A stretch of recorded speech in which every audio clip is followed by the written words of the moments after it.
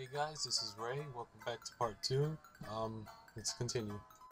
With this, we begin quest number 2 called Blue Letter, and I will be talking to you about rings, gold, orbs, and the HP and power system, as well as the chat system. As we head to Mount Gigante, I will also be showing you a little bit of the battle system later on in this video, so I hope you enjoy. Alright, before I continue with this quest, I'm going to show you a little bit about the ring, gold, and orb system that I promised earlier. Here we have my main character, and as you can see, I'm at the arms shop. You can browse through the wares and see how they match your character. To purchase orbs, you must go to the main Fantasy Earth Zero website, and to your left there should be a red icon that says charge orbs. Or if you look below, you can purchase orbs from here. Here you see how much orbs you have and how much orbs are needed in order to purchase this item. Now I'm at the tool shop where you can see this bacon requires a price. This price is meant for gold. Gold is attained through killing monsters in the different areas, as well as selling the items you might get from those monsters when they die. Gold is also the easiest type of currency obtainable in Fantasy Earth Zero.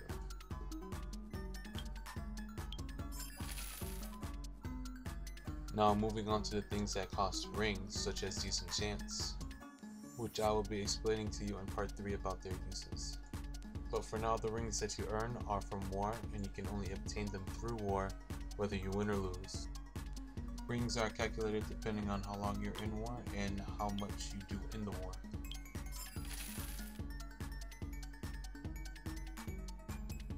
Alright, let's flash back. Before I start up the mountain, I'm going to explain to you guys about the chat system.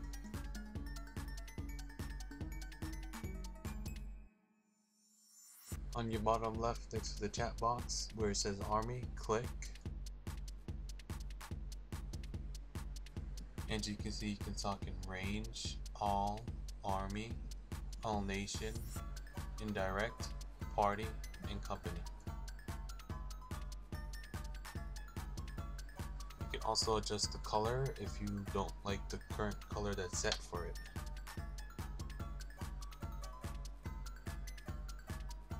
Another cool thing is that you can also adjust the size of your chat window if you want it high or if you want it low.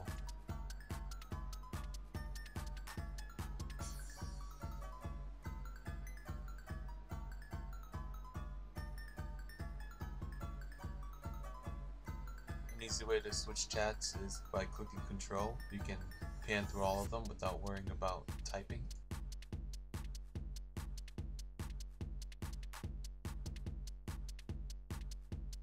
Now that that is done, let us continue up the mountain to continue where we left off. Here, speak to Molly, and she tells you about some troubles she has, and she wants you to go up the mountain, and she teaches you how to jump again like I did at the beginning of part 1. If you notice, I've switched from one hand and shield to a two hand, so I'll be doing different skills.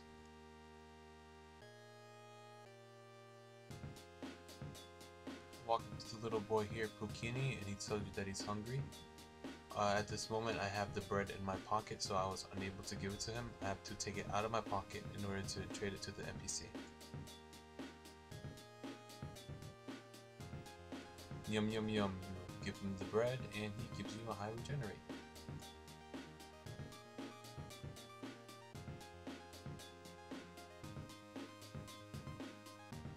And now we do the same thing we did at the first part. We defeat 4 monsters to continue on to the T Crystal.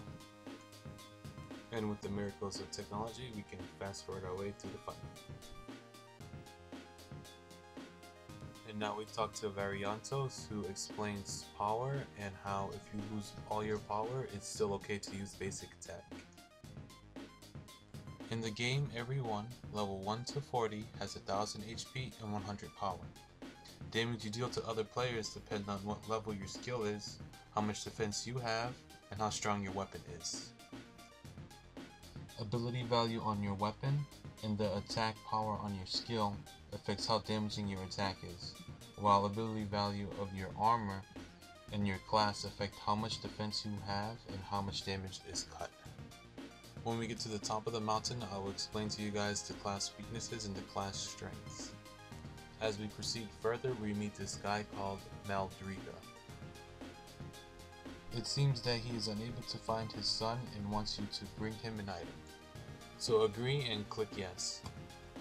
A trade icon will be prompted to your right and a small explanation to the left telling you to accept. Click accept and then click confirm to obtain the item. I will be explaining trade in more detail in part 3. Now once again we defeat 4 monsters to activate the T crystal.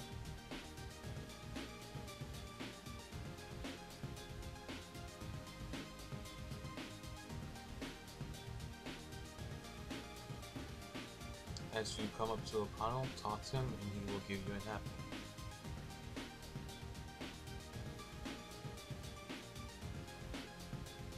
Right around the corner, there's Yuno, who tells you about sidestepping, Q for left sidestep, and E for right sidestep. And we fast forward once again to get to the T crystal.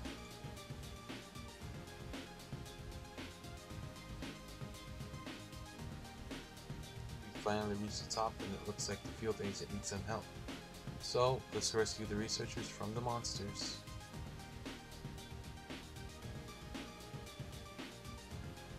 The field agent warns you that the monster attacks pretty quick.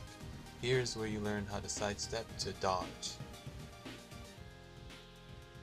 And I will point out that sidestepping doesn't always save you, but if you do it fast enough, you will always get out of the way. This especially goes for when you're at war and you're fighting people. With the help of my brother, I shall show you guys a little bit about fighting in war, so let's go.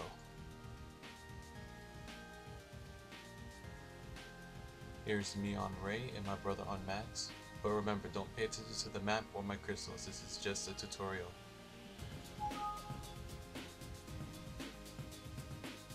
Here I will show you that jumping to run away does not work. When you're running away from somebody, make sure you run in straight lines, do not jump because they can catch up easily and hit you. Here is an example of sidestepping to dodge.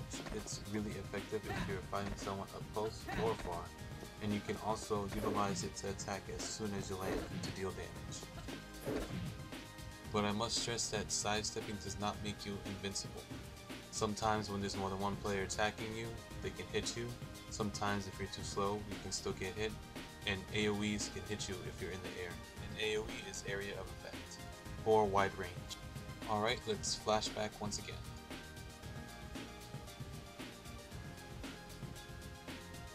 Now that we reach the top, once again, head over to O'Connell and talk to him.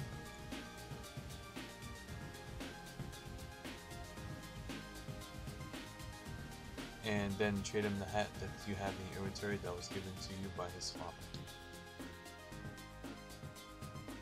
Now we get to Cool thanks you and rewards you with the armor piece for your head. He then explains to you about the class weaknesses and strengths, which I will start explaining to you now. This only means that sorcerers deliver major damage to warriors, but less damage to scouts. Warriors deliver major damage to scouts, but less damage to sorcerers. And scouts deliver major damage to sorcerers, but less damage to warriors. Fencer is a new class that is also unique. It has no class strength or weakness. I will also be explaining Fencer in the third part of this tutorial. Going back, Cole explains to you that warriors are good at close combat and they have really good defense. Scouts are good for debuffing, which is like slowing your enemy or blinding him, as well as using ranged attacks. And Sorcerer is really good with mid-range, powerful attacks. Once you're set, click I'm good to go and mission complete.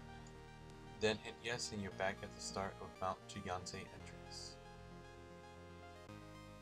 In my opinion, I think War is one of the greatest PvP systems ever invented, and in part 3 I will be going into more depth about things such as summons and crystal mining.